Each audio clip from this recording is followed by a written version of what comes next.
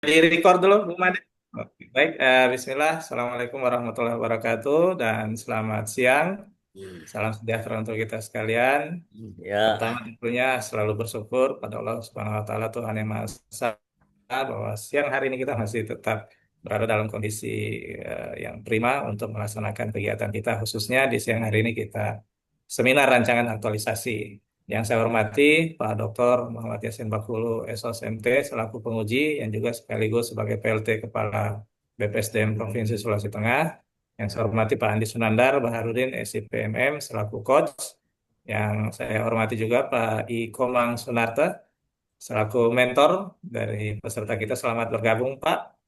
Terima kasih sudah bisa hadir. Dan teristimewa Ibu Nimade Firahatini, AMDGZ, ya, selaku peserta. Nah, Insya Allah kita akan melewati seminar ini maksimal 45 menit dan akan dipandu oleh Pak Andi Sunandar Baharudin. Untuk itu kepada Pak Andi Sunandar disilakan.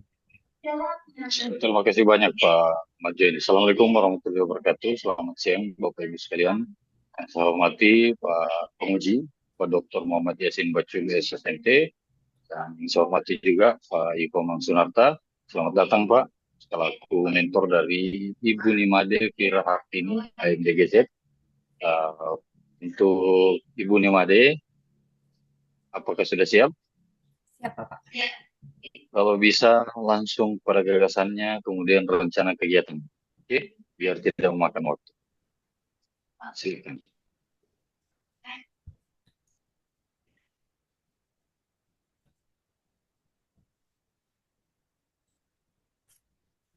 Baik, saya mulai saja, Pak.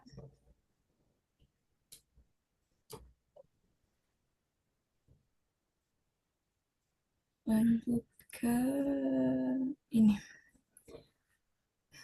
Baiklah, dari ada 3 isu yang saya dapatkan di lapangan, yang kemudian saya analisis menggunakan metode APKL sehingga saya mendapatkan satu isu prioritas, yaitu tentang rendahnya pengetahuan ibu balita tentang penanggulangan masalah gizi kurang di wilayah kerja UPTD Puskesmas Sausu. Dari isu prioritas tersebut, saya menganalisis kembali menggunakan diagram fishbone untuk mengetahui penyebabnya. Alternatif pemecahan masalah atau gagasan idenya, yang pertama dari tingkat perekonomian masyarakat yang rendah, dengan melakukan konseling untuk meningkatkan kesadaran dan kemampuan ibu balita dalam memanfaatkan bahan pangan lokal untuk pemenuhan gizi balita. Yang kedua, pola asuh yang salah, menjelaskan mengenai pentingnya pola asuh yang baik agar tidak mengganggu tumbuh kembang anak. Terus yang ketiga, pola makan yang kurang baik pada balita dengan melakukan konseling kepada ibu balita mengenai kebiasaan makan yang baik pada anak. Yang keempat, rendahnya pengetahuan ibu balita terkait gizi dan tidak tersedianya media edukasi. Melakukan edukasi pada ibu balita melalui pelayanan konseling individual dengan menggunakan media leaflet. Kegiatan yang akan saya lakukan yaitu kegiatan yang pertama adalah konsultasi dengan mentor untuk mendapatkan masukan dan saran. Terus kegiatan yang kedua yaitu persiapan konseling gizi dengan mencari referensi untuk pembuatan leaflet serta kuesioner yang akan digunakan pada konseling. Yang ketiga yaitu pelaksanaan. Sebelum saya melakukan konseling, saya akan memberikan kuesioner berupa pretest untuk mengetahui untuk mengukur tingkat pengetahuan awal pada ibu balita. Setelah itu, saya akan melakukan konseling dan pada tahap akhir saya akan membagikan kuesioner post-test untuk yang bertujuan untuk mengukur dan mengevaluasi sejauh mana pemahaman dan pengetahuan ibu terhadap hasil konseling menggunakan media leaflet yang telah dilaksanakan. Kegiatan yang terakhir yaitu evaluasi. Sekian pemaparan rancangan aktualisasi saya dan saya ucapkan terima kasih. Oke, baik.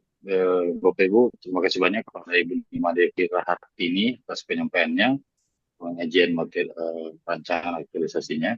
Sebelum saya berikan kepada Pak Penguji, ada baiknya kita sama-sama dengarkan pernyataan atau dukungan dari Pak Iko Mangsunarta selaku mentor dari saudari Made Kira Hartini. Waktu dan layarnya Pak, saya persilahkan Pak Iko.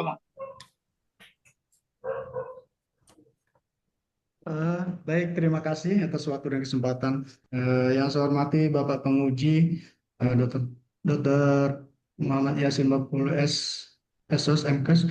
Yang saya hormati Bapak pendamping, eh, dan langsung kepada Anak Vira yang pada hari ini melakukan pemaparan tentang apa kebutuhan gizi ya pada anak balita, khususnya pemahaman pada ibu yang memiliki balita ya. Pada kesempatan ini ingin saya sampaikan bahwa memang masih ada beberapa balita kita yang di wilayah Kecamatan Sausu yang mengalami gizi kurang. Hanya saja pada kesempatan ini kami selaku pimpinan selalu mengambil kebijakan tentang bagaimana caranya melakukan penanggulangan atau penanganan terhadap balita yang mengalami gizi kurang itu, terutama pada ibu yang memiliki balita, ya. Terutama di sini bagaimana caranya kita memanfaatkan makanan-makanan lokal yang ada di sekitar kita. Kadang-kadang masyarakat kita menganggap bahwa makanan-makanan yang berada di lingkungan kita itu kurang kurang mutunya dibandingkan dengan makanan-makanan yang impor. Padahal seperti yang kita ketahui bahwa makanan-makanan lokal yang ada di wilayah sekitaran kita, seperti contohnya tanaman kelor dan lain sebagainya, itu memiliki nilai gizi yang cukup baik untuk anak balita, apalagi untuk anak-anak yang memang kekurangan gizi. Dan masih ada juga beberapa hal yang menjadi andalan kita juga di Kecamatan Sausu, khususnya masyarakat yang ada di pesisir pantai. Wilayah kita ini sebenarnya eh, untuk apa namanya produksi ikan segar ini cukup cukup baik gitu ya. Karena beberapa persen dari masyarakat kita ini memang bekerja sebagai nelayan. Dan masih banyak juga kegiatan-kegiatan lain yang dilakukan juga oleh petugas gizi, seperti apa namanya melakukan konseling-konseling, melakukan eh, penyuluhan-penyuluhan tentang bagaimana caranya menyiapkan gizi kepada anak balita, terutama cara pengolahannya, cara penyajiannya, dan bagaimana caranya kita memanfaatkan lingkungan kita sebagai media untuk pemenuhan gizi pada balita. Dan juga kita melakukan di sini namanya kegiatan mencari orang tua asuh untuk anak-anak balita yang memang ada kekurangan gizi. Nah, mungkin itu sebagai gambaran kilas, Pak. Terima kasih. Oh, terima kasih banyak Pak Komang terkait dengan gambaran dan pernyataan dukungan kepada Ibu Made pendidik kita. Langsung saja kepada Bapak Penguji, waktu dan layarnya saya persilakan. Ya, terima kasih Pak Coach, Pak Andi Sunanda, SIP MBM. Yang saya hormati Pak Ikomang Sunanda, Kapus di Puskesmas, Pak ya, Sausu ya. Ya. Kemudian Ibu Nimade, ya, luar biasa nih, ya. Rancangan aktualisasinya. Kita diskusi aja ya, Bu Nimade ya. Baik, Pak. Ini ya, ini bukan ujian nih, enggak ujian, hanya diskusi aja. Namanya juga seminar. Kita seminar aja. Apalagi yang terakhir begini agak enak diskusinya. Apa udah capek kami dari pagi sampai siang ini gitu. Ya. Bu Nimade, kalau kekurangan gizi ini kan kalau menurut saya tidak dimulai dari bayinya, mungkin dari ibunya mungkin. Iya kan? Di 1000 hari apa itu istilahnya? 1000 hari pertama itu Pak komannya hari kelahirannya. Tapi kadang-kala pengaruh anak lahir yang kurang gizi itu dari ibunya juga mungkin. Asupan gizinya yang kurang sehingga anaknya sebagai akibat. Iya. Gitu ya. Nah, ini saya diskusikan tentang muatan-muatan anak di dalam pembuatan riwayat. Ya kan? Ya, jadi karena ada kegiatan yang menjadi referensi dan menyusun riwayat serta kuesioner, makanya saya menyarankan kalau materi riwayat tidak bisa dimulai dari 1000 hari kelahiran. Tapi sebelum itu, masa sebelumnya, bagaimana edukasi ke ibu, makanannya apa semuanya. Nah, itu tuh. Jadi bukan nanti dimulai dari anaknya lahir, tapi dari ibunya mungkin dari dari proses pernikahan juga mungkin bisa disisipkan materi itu. Kalau pernikahan usia terlalu muda kan jelas pemahamannya juga masih kurang masalah gizi. Ya, pengetahuannya masih kurang, Pak. Ya, Ya, betul. izin Pak, Iya, kalau di Puskesmas ini memang ada namanya kita kerjasama dengan KUA, ada ya, kita kerjasama dengan BKKBN juga dalam hal memang persyaratan-persyaratan untuk calon pengantin. Dan ya, kita juga memberikan edukasi di sana bagaimana kesiapan nanti yang terkait juga salah satunya berhubungan dengan kehamilan dan kelahiran. Dari ya, persiapan itu sudah dari calon pengantin itu, Pak. Terima iya, kasih. iya. Eh, Lima dia bisa dapat data enggak dan tentang usia minimal pernikahan di Sausu ya? Bapak belum dapat data. Oh, ya nggak usah lah. Oh, iya nggak usah ya. Terlalu jauh loh. Apalagi waktu ada hanya sekitar 30 hari aja ya. Mm. Oke. Itu hanya diskusi aja. Nih Made itu hanya membuka wawasan kita ke depan. Eh, saya hanya memberi masukan ya tentang gini. Saya mau tanyakan metode untuk penyusunan kuesioner itu loh.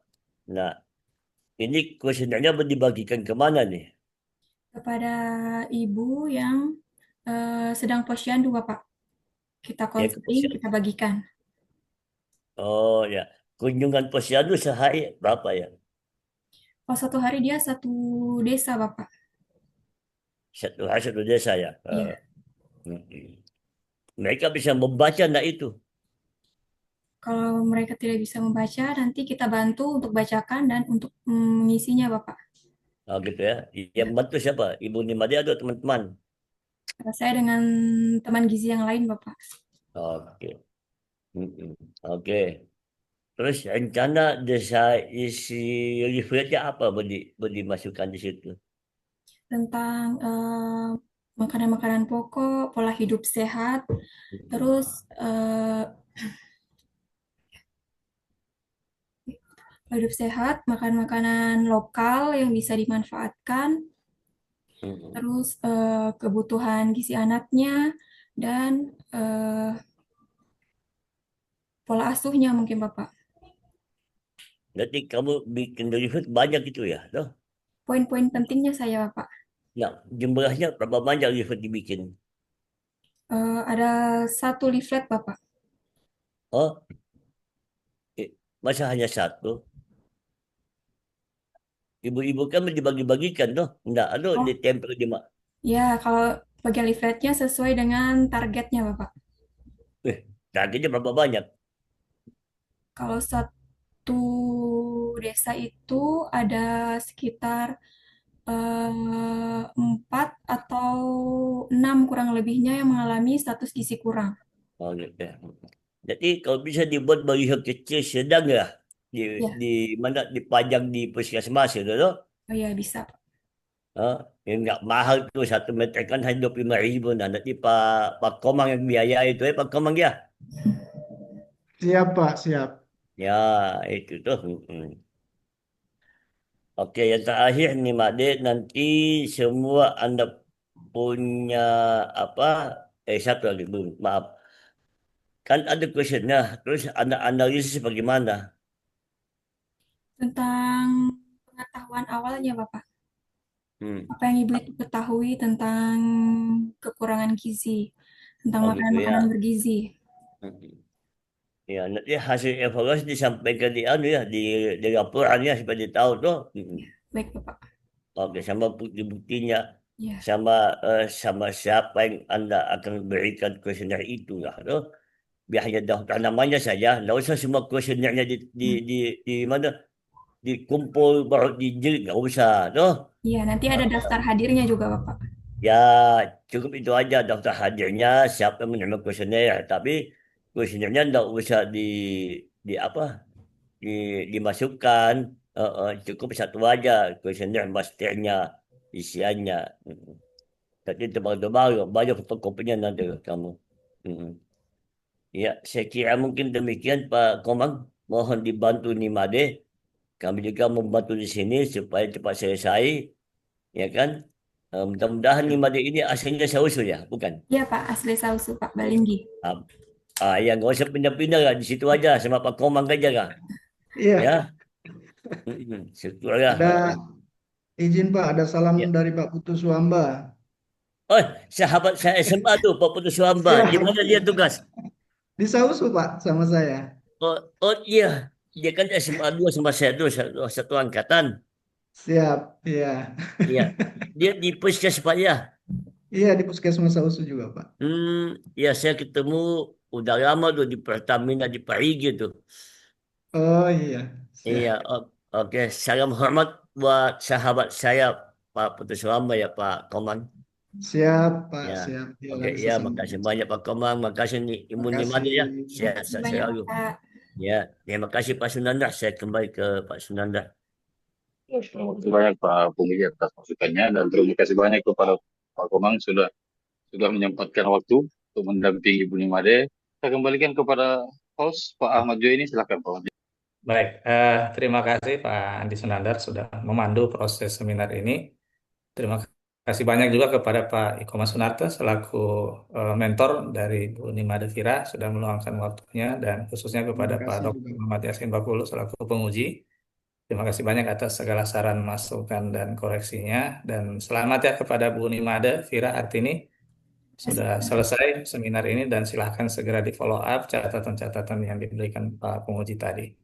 Demikian, karena Bu Nimade Firahat ini juga adalah peserta terakhir dari eh, seminar di kelompok 2 ini. Untuk itu dari saya mohon maaf selaku host kalau misalnya ada hal-hal yang kurang berkenan. Dan terima kasih banyak sekali lagi semuanya atas partisipasinya. Saya akhiri, billahi taufiq wal hidayah. Assalamualaikum warahmatullahi wabarakatuh dan selamat sore. Ya, ya pamit Pak Komang ya. Ya, terima kasih. Ya, boleh dihentikan recordnya, Bu Fira?